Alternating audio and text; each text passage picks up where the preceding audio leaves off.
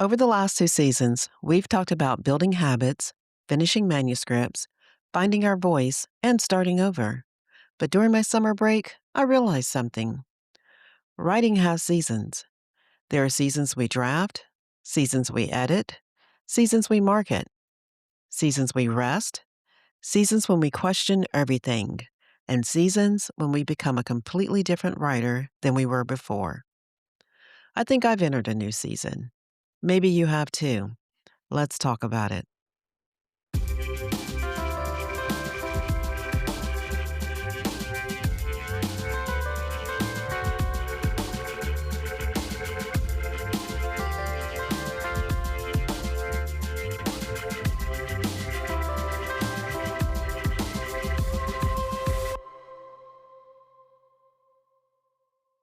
Hello, fiction babes and storytellers.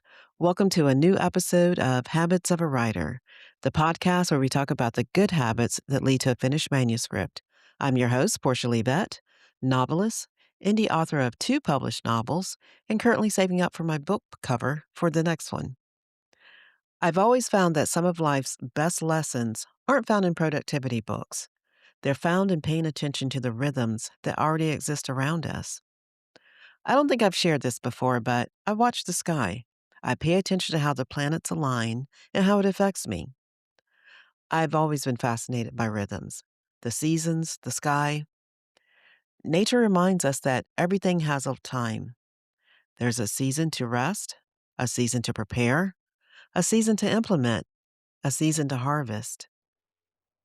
Yet, somehow, when it comes to our creativity, we expect ourselves to stay in summer all year long.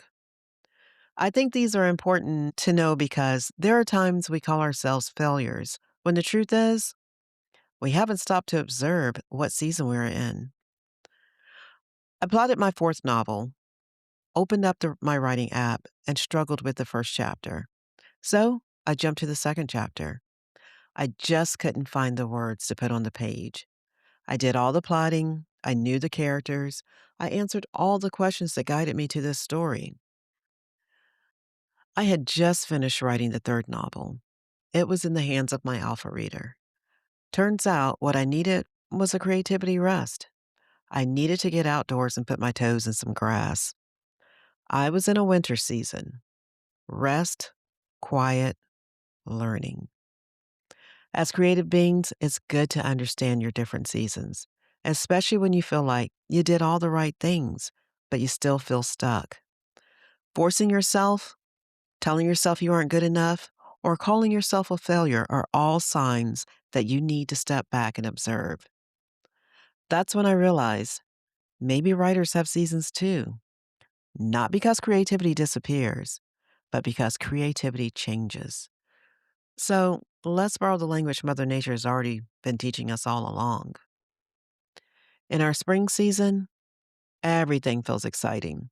Ideas are everywhere. What I like to call the muses are busy season. We've purchased a new notebook, a new pack of index cards, and we're ready for a new story. We've started the plotting and answered all the questions in our workbook, started on world building. And this season, we are jumping back into an abandoned project or we're starting a new one. What's important to understand is that this is all we're doing. We're not trying to write the book yet. We're discovering the book. Then we step into our summer season. This is where we're doing the work. Our schedule is on the calendar. We're sitting in front of the keyboard. At this stage, we are consistent. We're writing down our word count, showing up, being disciplined. Summer is where habits matter more than inspiration. The important thing to remember in this season is that the only thing you're doing is writing. This is your first draft. You're not editing as you go. Allow the words to flow. Get them on the page. Then we step into our autumn season. This is where we edit, reflect, rewrite, a kind of harvest of your work. Now we can show up online and share what we've done. What's important to remember here is that we're not forcing the next story. We're reflecting and improving what we completed. And don't forget to take the time to appreciate the work and the accomplishment. You did this, and it deserves a pat on the back from you.